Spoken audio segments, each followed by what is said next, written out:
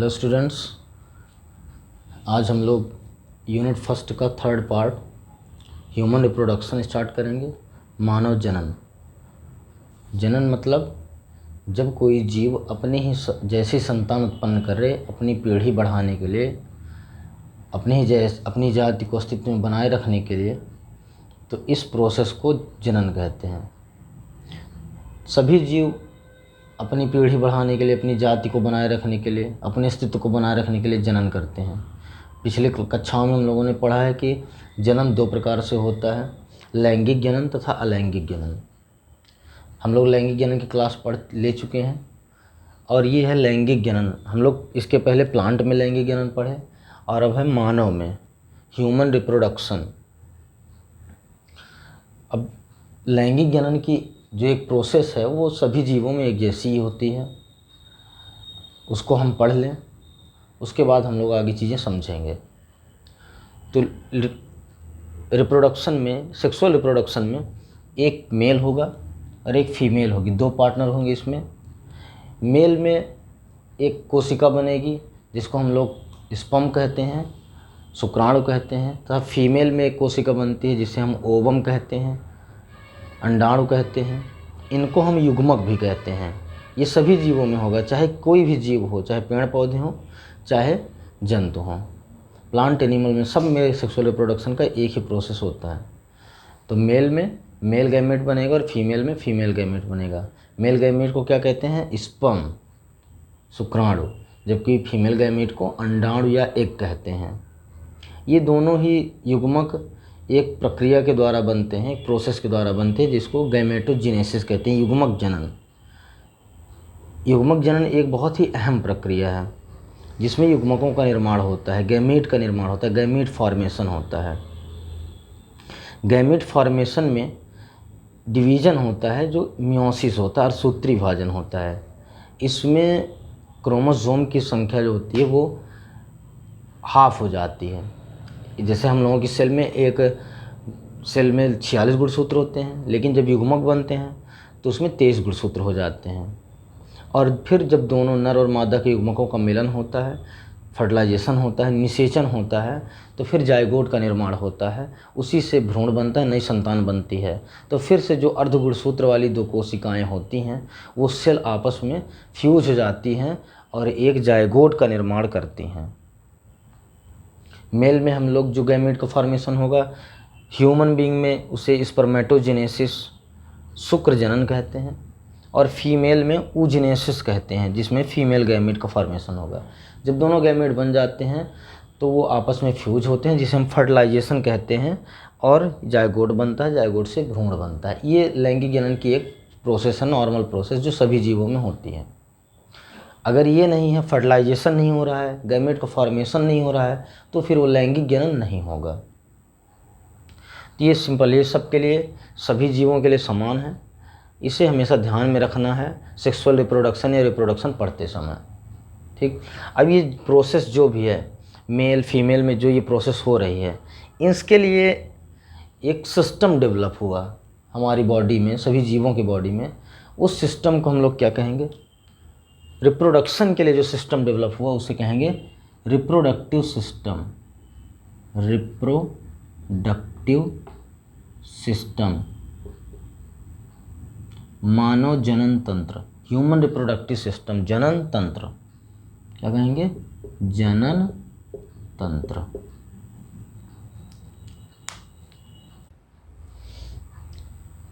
जनन तंत्र, कोई भी तंत्र, कोई भी सिस्टम अगर हमारी बॉडी में बनता है, चाहे वो डाइजेस्टिव सिस्टम हो, चाहे रिस्पायरेटरी सिस्टम हो, चाहे एक्सक्रीटरी सिस्टम हो, चाहे न्यूरोएंडोक्राइन सिस्टम हो, सभी सिस्टम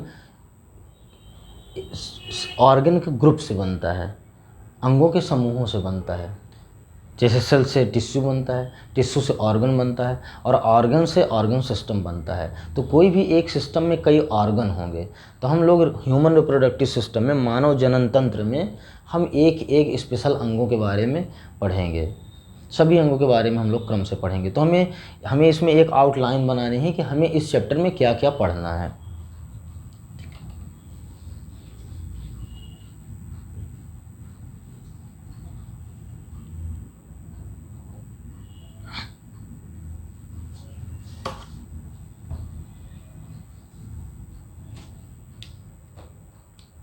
सबसे पहले मानव जनन तंत्र में रिप्रोडक्टिव सिस्टम में सबसे पहला पार्ट पढ़ेंगे। सबसे पहला पार्ट होगा ह्यूमन रिप्रोडक्टिव सिस्टम में सबसे पहला part male reproductive system. Male reproductive system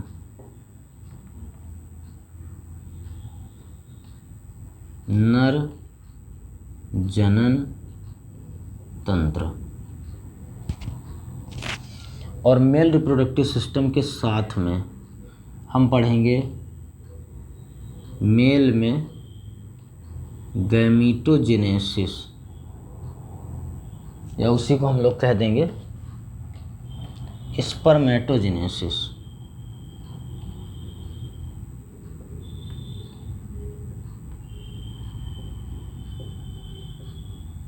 शुक्र जनन। तीसरा पार्ट इसका होगा female reproductive system.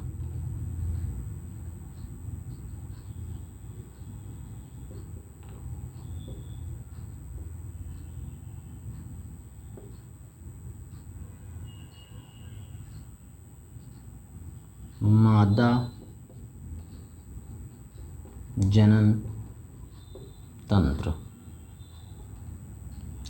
Male reproductive system में हम लोग नर जनन तंत्र यानी मेल के ऑर्गन्स के बारे में, सेक्स ऑर्गन के बारे में पढ़ेंगे। फिर जो एक सेल बनती है, जो एक गैमेट बनता है, युग्मक बनता है, कैसे बनता है उसको हम स्पर्मेटोजेनेसिस में, मेल में स्पर्मेटोजेनेसिस में पढ़ेंगे कि युग्मक में कैसे युग्मकों का निर्माण नर में होता है, शुक्राणु का निर्माण होता है, जिसे हम शुक्र जनन कहते हैं। फिर फीमेल रिप्रोडक्टिव सिस्टम में फीमेल के रिप्रोडक्टिव ऑर्गन के बारे में पढ़ेंगे। फोर्थ पार्ट पढ़ेंगे oogenesis। oogenesis पढ़ेंगे। अंड जनन, जिसमें ओवम का फॉर्मेशन होगा।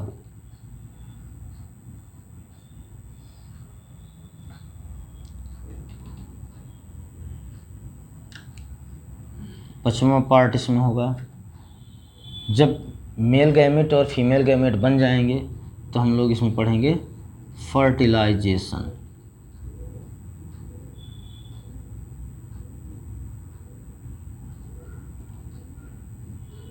निषेचन।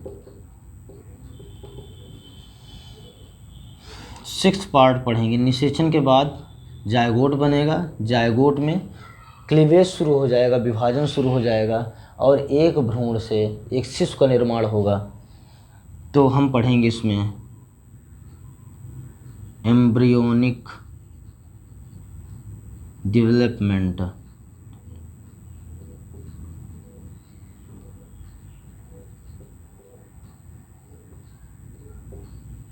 भ्रूणीय विकास। हम 6 चीज़ों के बारे में डिटेल में पढ़ेंगे क्रम से। पहले मेल रिप्रोडक्टिव सिस्टम, फिर शुक्र जनन, फीमेल रिप्रोडक्टिव सिस्टम, oogenesis अंड जनन, फर्टिलाइजेशन एंड एम्ब्रियोनिक डेवलपमेंट, भ्रूणीय विकास, मनुष्य का भ्रूणीय विकास। ओके, तो हम लोग शुरू करेंगे male reproductive system. Male reproductive system. Male reproductive system में हम उसके एक एक अंगों की एक लिस्ट बना लेते हैं, फिर मेल रिप्रोडक्टिव सिस्टम का डिटेल हम लोग पढ़ लेते हैं। तो मेल रिप्रोडक्टिव सिस्टम में सबसे पहला पार्ट हम लोग पढ़ेंगे, फर्स्ट पार्ट, फर्स्ट ऑर्गन होगा स्क्रोटम। स्क्रोटम हिंदी में कहेंगे वृषण कोष। इसकी संख्या कितनी है? 1। और वृषण कोष ये है। ये मेल रिप्रोडक्टिव ऑर्गन का फिगर है, जिसमें पहला इस कोष होगा वृषण कोष। दूसरा पार्ट पढ़ेंगे, दूसरा भाग इसमें पढ़ेंगे वृषण कोष में स्थित एक जोड़ी, एक पेयर्ड टेस्टिस। वृषण कितने होंगे? 2 पेयर्ड होंगे। फिर इस वृषण से निकली हुई एक बहुत कंडेंस्ड डक्ट है, नलिका है, जिसको हम लोग कहते हैं इपिडिडाइमिस। इपिडिडाइमिस अधिवृषण।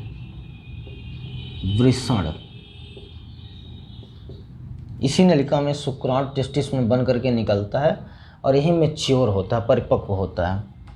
अधिवृषण पढ़ेंगे, ये भी कितने हैं? एक जोड़ी, एक इधर और एक इधर। ये टेस्टिस से निकलने वाली नलिका होती है जिसको एपिडिडाइमिस कहते हैं। सबके बारे में डिटेल क्रम से पढ़ेंगे। चौथा पार्ट पढ़ेंगे, टेस्टिस से बाहर निकलने वाली 2 नलियाँ। टेस्टिस से बाहर निकलने वाली 2 नलियाँ जो यहाँ ब्लैडर है, अभी हम इस फिगर को डिटेल में देख लेंगे। ब्लैडर के पीछे से निकलती हुई एक जोड़ी नली है जिसको हम कहते हैं वासा डिफरेंस। वासा डिफरेंस शुक्र वाहिनी, ये भी एक जोड़ी है।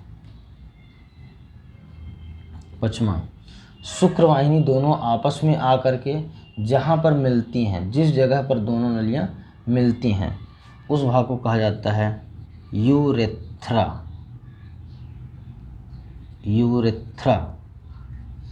और यूरेथ्रा करके एक मांसल अंग में मिलता है जिसको कहा जाता है पेनिस। तो हम पढ़ेंगे यूरेथ्रा यानी मूत्र मार्ग, मूत्र मार्ग तथा शिश्न। नर में, मेल में जो मेल रिप्रोडक्टिव डक्ट की ओपनिंग होगी और यूरिन की ओपनिंग होगी, यूरिनरी ब्लैडर की ओपनिंग होगी, दोनों में सेम होगी। यानी मूत्र मार्ग और रिप्रोडक्टिव ऑर्गन की ओपनिंग दोनों सेम है, इसलिए हम लोग यहाँ मूत्र मार्ग पढ़ते हैं। ठीक, ये क्या है? सिंगल। अब इसके साथ में, ये तो हो गए नरजनन तंत्र के मुख्य भाग, ये नरजनन तंत्र के मुख्य भाग हैं। इसके साथ में हम लोग पढ़ते हैं कुछ इसकी सहायक ग्रंथियाँ, रिप्रोडक्टिव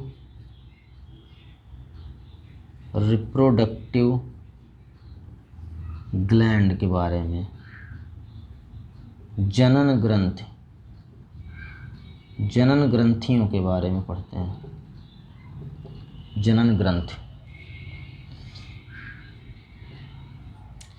वो जनन ग्रंथि मुख्य 3 हैं। पहली रिप्रोडक्टिव ग्लैंड जो रिप्रोडक्शन में हेल्प करेंगी अपने सिक्रीशन के थ्रू। फर्स्ट है, पहली जनन ग्रंथि होगी, ये 2 इस तरफ दिख रही हैं, सेमिनल वेसाइकिल। शुक्र जनन, शुक्राशय कहते हैं, सेमिनल वेसाइकिल, शुक्राशय। दूसरी होगी ग्रंथि। इसके बाद ये नीला मोटा पार्ट दिख रहा है, ये भाग, ये इसको प्रोस्टेट कहा जाता है। तो दूसरी ग्रंथि होगी प्रोस्टेट, बहुत इंपॉर्टेंट है, इसके बारे में बताएंगे, प्रोस्टेट ग्लैंड। फिर तीसरी ग्रंथि होती है, ये दूसरी थी, फिर तीसरी ग्रंथि होगी जो इसके आगे, इस प्रोस्टेट के आगे यहाँ दोनों तरफ दिख रही है, इसको कहेंगे काउपर ग्लैंड। काउपर ग्लैंड, ये इसी का दूसरा नाम भी है बल्बो यूरेथ्रल ग्लैंड। ये नर जनन ग्रंथियां हैं। एक जोड़ी वृषण जहाँ पर स्थित होते हैं उसे कहते हैं वृषण कोश। ये एक कोश है जहाँ पर 2 टेस्टिस, एक जोड़ी वृषण स्थित हैं। फिर आता है दूसरा पार्ट, टेस्टिस। ये सबसे मुख्य मेल रिप्रोडक्टिव ऑर्गन है, टेस्टिस, जो एक जोड़ी है, क्योंकि इसमें गैमेट फॉर्मेशन होता है, इसलिए मुख्य मेन रिप्रोडक्टिव ऑर्गन है वृषण। ये वृषण कोश में स्थित होते हैं, एक जोड़ी होते हैं, 2 होते हैं। फिर एपिडिडाइमिस, टेस्टिस से बाहर निकलती है, कुंडलित नलिका होती है जिससे स्पर्म बाहर आता है, जिसमें स्पर्म का नरिशमेंट होता है, पोषण होता है। इसमें कुछ देर तक स्पर्म स्टेबल होते हैं, स्थिर होते हैं, रुकते हैं, तो यहाँ पर इसका नरिशमेंट होता है। ये टेस्टिस से बाहर निकलती है। एपिडिडाइमिस अत्यधिक कुंडलित नलिका होती है, बहुत कॉइल्ड होती है, इसको अधिवृषण या एपिडिडाइमिस कहते हैं। ये भी 2 हैं। फिर एपिडिडाइमिस टेस्टिस से बाहर निकल करके एक पतली नलिका के रूप में उदर भाग में जाती है, जिससे पेट भाग में जाती है, जिसे वासा डिफरेंस या शुक्रवाहिनी कहते हैं, इसे शुक्रवाहिनी कहते हैं। और अधिवृषण जो बाहर निकलती है उसके ऊपर ये शुक्रवाहिनी होती है। शुक्रवाहिनी यूरिनरी ब्लैडर से, हमारे मूत्राशय से, जिसमें यूरिन कलेक्शन होता है, यूरिन इकट्ठा होता है, मूत्राशय के पीछे भाग से आगे की तरफ निकल करके दोनों वासा डिफरेंस आकर के एक जगह पे मिलती हैं, जिसे यूरेथ्रा कहा जाता है। यूरेथ्रा मेल में रिप्रोडक्टिव ऑर्गन की ओपनिंग और यूरिन की ओपनिंग, मूत्राशय की ओपनिंग, यूरिनरी ब्लैडर की ओपनिंग और रिप्रोडक्टिव ऑर्गन की ओपनिंग दोनों सेम है। एक ही मार्ग होता है स्पर्म का और यूरिन का, एक ही मार्ग होता है मेल में, नर में, जबकि फीमेल में दोनों अलग अलग होते हैं। तो इसे यूरेथ्रा कहते हैं। यूरेथ्रा एक मस्कुलर ऑर्गन में खुलता है जिसे पेनिस कहा जाता है, शिश्न कहा जाता है। ये मेल का एक्सटर्नल जेनाइटल पार्ट है। फिर इसके बाद आता है 6th पार्ट, रिप्रोडक्टिव ग्लैंड। ये नलियों के बीच में, इन डक्ट के बीच में सहायक ग्रंथियाँ मिलती हैं जो रिप्रोडक्शन में बहुत हेल्प करती हैं। जैसे पहला है सेमिनल वेसाइकिल। एक जोड़ी सेमिनल वेसाइकिल वासा डिफरेंस से मिलती हैं। फिर सेमिनल वेसाइकिल मिलने के बाद जो वासा डिफरेंस का अगला पार्ट होता है, जिसको हम लोग इजैकुलेटरी डक्ट भी कहते हैं, इजैकुलेटरी डक्ट, स्खलन नलिका। वासा डिफरेंस से सेमिनल वेसाइकिल मिलने के बाद एक अलग नली का नाम दे दिया जाता है, जिसको हम लोग इजैकुलेटरी डक्ट या स्खलन नलिका कहते हैं, स्खलन नलिका। स्खलन नलिका फिर इकट्ठा होकर के एक मूत्र मार्ग में, यूरेथ्रा में जा कर के खुलती है। तो यहाँ बीच में सेमिनल वेसाइकिल जो ग्लैंड है, जो इजैकुलेटरी डक्ट के पास में वासा डिफरेंस से जुड़ती है, इसके बाद एक ग्रंथि और सिंगल ग्लैंड है जो यूरेथ्रा के जस्ट नीचे है, जिसे हम प्रोस्टेट ग्लैंड कहते हैं। प्रोस्टेट, बड़े बुजुर्गों में यही प्रोस्टेट ग्लैंड फूल करके बड़ी हो जाती है और उनको यूरिनेशन में बहुत प्रॉब्लम होती है और प्रोस्टेट को अलग कर दिया जाता है। प्रोस्टेट के बाद यूरेथ्रा के बीच में एक और ग्लैंड मिलती है जिसको बल्बो यूरेथ्रल ग्लैंड कहा जाता है, bulbo urethral gland, Cowper gland कहा जाता है। तो ये सभी मेल रिप्रोडक्टिव सिस्टम के ऑर्गन हैं। इन ऑर्गन के बारे में एक एक करके हम लोग पढ़ेंगे। तो पहला पार्ट है स्क्रोटम।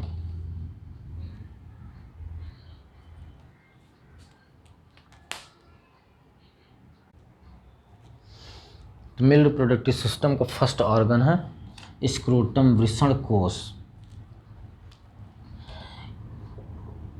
मनुष्य में एक ही वृषण कोश होता है, स्क्रोटम होता है, जिसको स्क्रोटल सैक या स्क्रोटम कहा जाता है। स्क्रोटम, एक स्क्रोटम में एक जोड़ी वृषण टेस्टिस स्थित होते हैं, टेस्टिस होते हैं। टेस्टिस एक कैप्सूल में बंद होते हैं। इन स्क्रोटम के चारों तरफ, टेस्टिस के चारों तरफ स्क्रोटम में कुछ सर्कुलर मसल्स, स्मूथ मसल्स होती हैं, लेयर होती हैं मांसपेशी, जिससे हम डार्टस मसल कहते हैं, डार्टस मसल।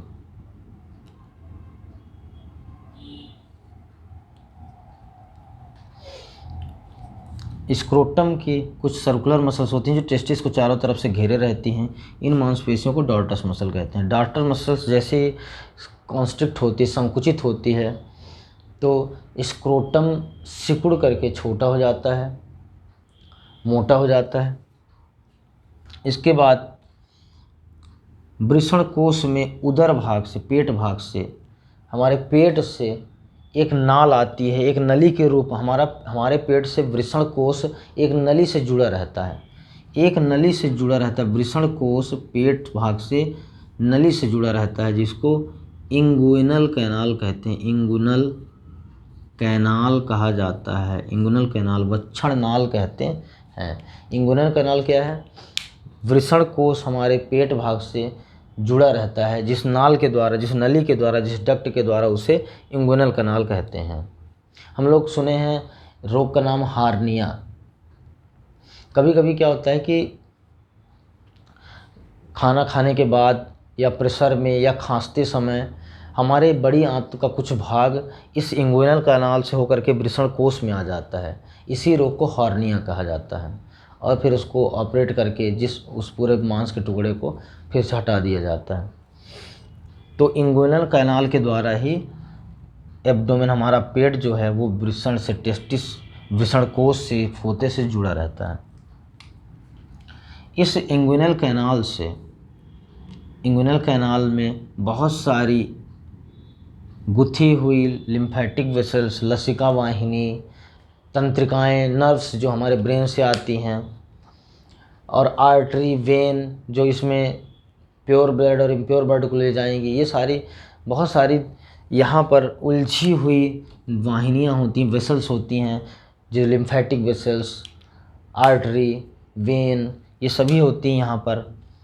और इंगुइनल कैनाल, ये सभी मिला करके एक कार्ड बनाती हैं, कार्ड जिसको कहा जाता है स्पर्मेटिक कार्ड। स्पर्मेटिक कार्ड कहा जाता है क्योंकि इसमें क्या क्या है, स्पर्मेटिक कार्ड में क्या क्या है? इंगुइनल कैनाल है, लिम्फेटिक, लसिका वाहिनी, लिम्फेटिक वेसल हैं,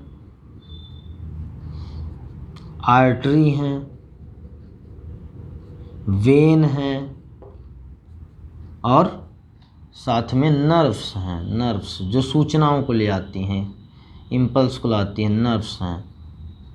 इस तरह से एक स्पर्मेटिक कार्ड में इतनी चीज़ें होती हैं, 1 2 3 4 5 भाग स्पर्मेटिक कार्ड में होते हैं।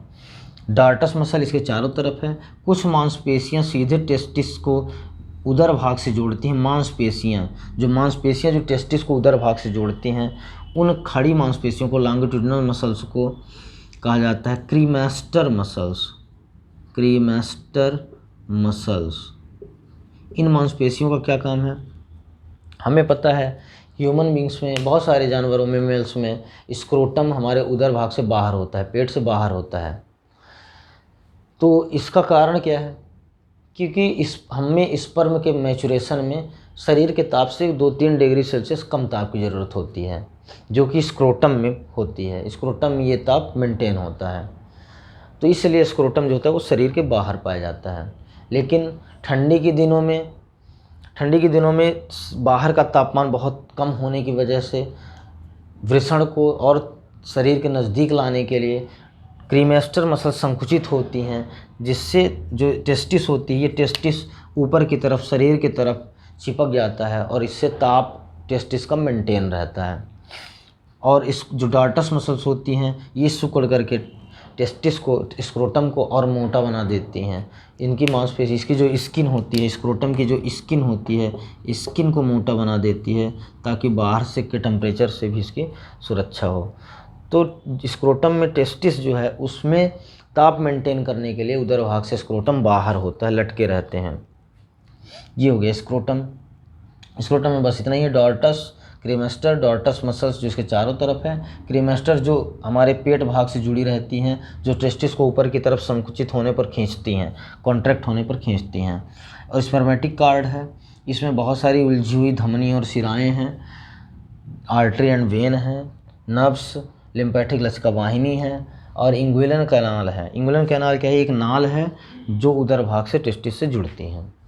इतनी सारी चीज़ें इस भाग में, स्क्रोटम में होती हैं। यहाँ पे इतना इसीलिए कहा जाता है कि यहाँ पे कोई भी छेड़छाड़ करने पर कोई भी नली कट सकती है, और नली कट जाएगी तो आपको पता ही है क्या होगा, हमारी पीढ़ी रुक जाएगी उतने पे, जिन्हें हेरिडिटरी रुक जाए। मेल रिप्रोडक्टिव सिस्टम का जो सेकंड ऑर्गन है टेस्टिस, जो मेन रिप्रोडक्टिव ऑर्गन है, जिसमें मेल गैमेट का फॉर्मेशन होता है गैमेटोजेनेसिस के थ्रू। गैमेटोजेनेसिस के थ्रू मेल गैमेट बनेगा तभी फर्टिलाइजेशन होगा। तो मेल गैमेट मेल में बनेगा, वो कहाँ बनेगा? टेस्टिस में बनेगा। एक जोड़ी टेस्टिस स्क्रोटम में लोकेटेड होते हैं, स्थित होते हैं। अब ये टेस्टिस की संरचना हम लोग पढ़ रहे हैं। टेस्टिस में जो बाहरी परत होती है वो एक टेस्टिकल होती है, कैप्सूल होता है कनेक्टिव टिश्यू का। उसके बाद जो परत होती है जिसको ट्यूनिका वेजाइनैलिस कहते हैं, ट्यूनिका वेजाइनैलिस। फिर इसके बाद की परत जो होती है उसको ट्यूनिका एल्ब्यूजीनिया कहते हैं, एल्ब्यूजीनिया। यानी बाहर एक परत है ट्यूनिका वेजाइनैलिस, फिर एक अंदर परत है ट्यूनिका एल्ब्यूजीनिया जो श्वेत वाइट कनेक्टिव टिश्यू का बना है। ये वाइट कनेक्टिव टिश्यू का ट्यूनिका एल्ब्यूजीनिया जो टेस्टिस के अंदर का इंटरनल पार्ट है, इंटरनल स्पेस है, जो अंदर की जगह है, उस जगह को सेप्टम के रूप में बांट देती है। अंदर की जगह को कई चैम्बर में, चैम्बर दिख रहे हैं, कक्ष दिख रहे हैं, इन कक्ष में बांट देती हैं।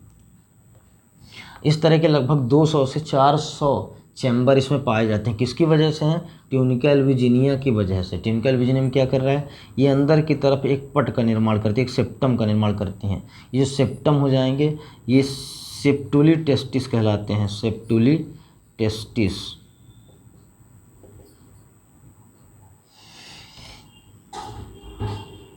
सेप्टुली टेस्टिस की वजह से ही जो इंटरनल स्पेस है टेस्टिस के अंदर का वो कई चैम्बर में बढ़ जाता है।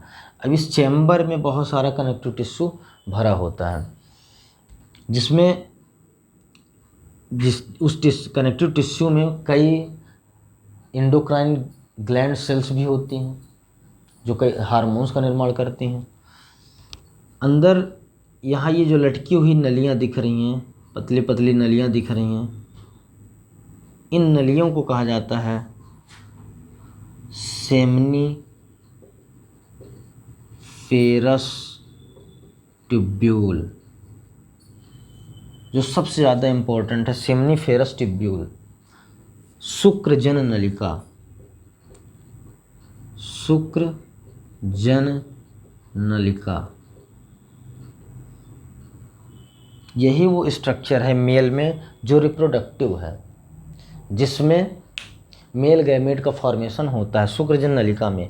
तो एक एक चैम्बर में 2 से 3 लटकी हुई आपको सेमनीफेरस ट्यूब्यूल दिख रहे हैं। इन्हीं सेमनीफेरस ट्यूब्यूल में शुक्राणु का मेल गैमेट का फॉर्मेशन होता है।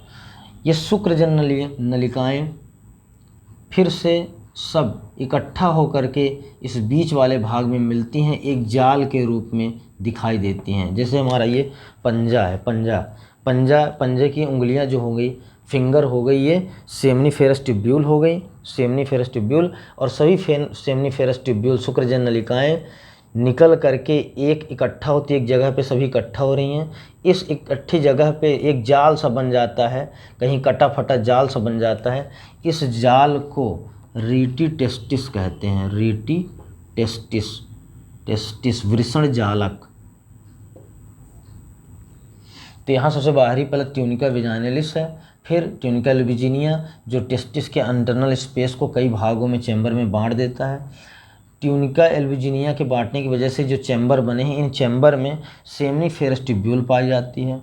सेमनीफेरस ट्यूब्यूल ही वो रिप्रोडक्टिव स्ट्रक्चर है जिसमें गैमेट का फॉर्मेशन होता है। फिर ये सेमनीफेरस ट्यूब्यूल आपस में मिल करके एक जाल का निर्माण करती हैं जिसे रीटी टेस्टिस कहते हैं। रीटी टेस्टिस से फिर से सभी ट्यूब्यूल्स अलग अलग निकल करके कई नलियों में बंट करके एक मोटा सा स्ट्रक्चर बनाती हैं जिसे इपिडिडाइमिस कहते हैं, इपिडिडाइमिस कहा जाता है, इपिडिडाइमिस का निर्माण कई वासा इफ्रेंटिया से होता है जो निकल रही हैं, जो कई नलिकाएं आपस में निकल रही हैं, जा करके एक नली में जा करके जुड़ जाते हैं। ये सभी नलिकाएं फिर से निकल करके एक नली में जुड़ते हैं। इनको इपिडिडाइमिस कहते हैं। स्पर्म जब यहाँ पे सेमिनिफेरस ट्यूब्यूल में बनता है तो वो निकल करके इपिडिडाइमिस में ही नरिश्ड होता है। इसी में स्पर्म का शुक्राणुओं का मेचुरेशन होता है, परिपक्वन होता है, जो कि फर्टिलाइजेशन के काबिल होते हैं। फिर इपिडिडाइमिस कुंडलित होकर के यहाँ थोड़ा सा मोटी हो जाती हैं, फिर ये निकल करके वासा इफ्रेंट के रूप में बाहर निकलती हैं, वासा डिफरेंस के रूप में, वासा डिफरेंसिया के रूप में, शुक्रवाहिनी के रूप में बाहर निकलती हैं। जो सेमिनिफेरस ट्यूब्यूल होती है, अगर हम इसको कट करें, एक ट्रांसवर्स सेक्शन खींचे इसका सेमिनिफेरस ट्यूब्यूल का, तो ये इस तरह दिखाई पड़ती हैं। ये एक सेमिनिफेरस ट्यूब्यूल है, इसी तरह एक बगल वाली सेमिनिफेरस ट्यूब्यूल, कई नलियाँ हैं उसके बगल वाली, तो इनके आसपास में हम लोगों को बीच बीच में ये जगह भी मिल रही है। तो ये जगह वो है जिसमें कनेक्टिव टिश्यू भरा हुआ है। तो थोड़ा सा हम लोग यहाँ पे भी स्ट्रक्चर देख लेते हैं। फिर इसके बाद में रिप्रोडक्टिव सिस्टम में हम लोग बाद में स्पर्मेटोजेनेसिस पढ़ लेंगे कि सेमिनिफेरस ट्यूब्यूल में स्पर्म का फॉर्मेशन कैसे होता है। तो सेमिनिफेरस ट्यूब्यूल अंदर, अगर हम इसको सेमिनिफेरस ट्यूब्यूल को कट करें तो अंदर की तरफ हमें क्या दिखाई देगा? सेमिनिफेरस ट्यूब्यूल की जो आंतरिक सतह होती है ये जर्मिनल लेयर होती है। जर्मिनल मतलब कि जिसमें कोशिकाएं बन रही, जिनसे स्पर्म का निर्माण होगा। तो इस पहली लेयर को, जो सेमिनिफेरस ट्यूब्यूल के आंतरिक जो इंटरनल लेयर है, जो पहली लेयर सेल की होगी, उसको कहेंगे स्पर्मेटोगोनिया। सेमिनिफेरस ट्यूब्यूल की जो एक परत है कनेक्टिव टिश्यू की, लैमिना प्रोप्रिया है, उसमें जो आंतरिक परत दिख रही है, कोशिकाओं की जो आंतरिक परत दिख रही है, इस आंतरिक परत को, सबसे पहली परत को स्पर्मेटोगोनिया कहेंगे। स्पर्मेटोगोनिया कई समसूत्री विभाजन के बाद, माइटोटिक डिवीज़न के बाद बनाती हैं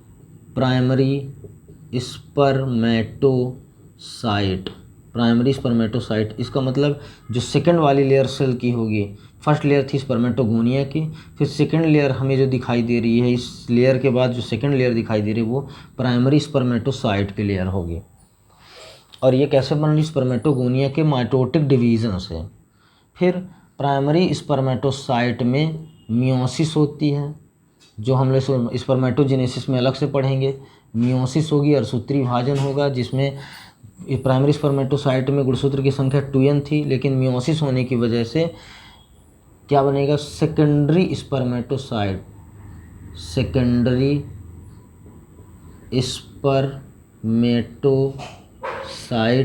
परेशान होने की ज़रूरत नहीं है, हम लोग इस स्पर्मेटोजेनेसिस में फिर से इसे पढ़ेंगे। तो यहाँ पे जो 3 लेयर सेल की पाई जाती है, पहली लेयर है स्पर्मेटोगोनिया, दूसरी लेयर है प्राइमरी स्पर्मेटोसाइट, फिर उस प्राइमरी स्पर्मेटोसाइट में मियोसिस होगी, स्पर्मेटोजेनेसिस जो एक प्रक्रिया है हम लोग पढ़ेंगे, उससे बनेगा सेकेंडरी स्पर्मेटोसाइट। सेकेंडरी स्पर्मेटोसाइट की लेयर पाई जाएगी, फिर सेकेंडरी स्पर्मेटोसाइट से ही बनेगा स्पर्मेटिड्स बनेंगे। स्पर्मेटिड्स जो स्पर्म का प्रीमेच्योर फॉर्म है, जो अपरिपक्व रूप है, जो कि फर्टिलाइजेशन नहीं कर सकता, जो गोलाकार है, स्पर्मेटिड सेल गोलाकार कोशिकाएं हैं, फिर ये परिपक्व होकर के स्पर्म का निर्माण करती हैं। स्पर्म का फॉर्मेशन स्पर्मेटिड से होगा। स्पर्मेटिड गोलाकार है, स्पर्म का फॉर्मेशन होता है। इसी लेयर में देखो हमें बीच बीच में कुछ बड़ी बड़ी कोशिकाएं दिख रही हैं। यहाँ बीच बीच में बड़ी बड़ी कोशिकाएं दिख रही हैं। ये जो बड़ी कोशिकाएं दिख रही हैं, इन कोशिकाओं को सर्टोली सेल कहा जाता है। सर्टोली सेल बहुत इंपॉर्टेंट है। सर्टोली सेल ना हो तो स्पर्म मैच्योर नहीं हो पाएगा। सर्टोली सेल, या इसको सपोर्टिंग सेल भी कहा जाता है, या नर्स सेल भी कहा जाता है। सर्टोली सेल का हो, सपोर्टिंग सेल का हो, या नर्स सेल का हो, इनका काम क्या है? ये स्पर्म को नरिश करती हैं, स्पर्म को मैच्योर बनाती हैं, स्पर्म को स्पर्म बनाती हैं, स्पर्मेटिड को स्पर्म बनाती हैं। क्योंकि स्पर्म का स्ट्रक्चर कैसा है? स्पाइरल है, इस तरह होता है, स्पर्म का स्ट्रक्चर इस तरह होता है, जबकि स्पर्मेटिड का स्ट्रक्चर गोलाकार होता है। तो गोलाकार स्पर्मेटिड से स्पर्म इन्हीं सर्टोली सेल की वजह से बनता है, इन्हीं की सतह पे बनता है, इसीलिए सभी स्पर्म यहाँ पे सतह पे, इसकी सतह पे जाके जुड़ते हैं। तो यहाँ पे इस सर्टोली सेल है जो स्पर्म के मैच्योरेशन में भाग लेती है, स्पर्म के फॉर्मेशन में भाग लेती हैं। फिर यहाँ पे जो स्पेस दिख रहा है, इस स्पेस में कुछ छोटे छोटे सेल के पिंड दिख रहे हैं, लोब दिख रहे हैं। इन सेल को इंटरस्टिशियल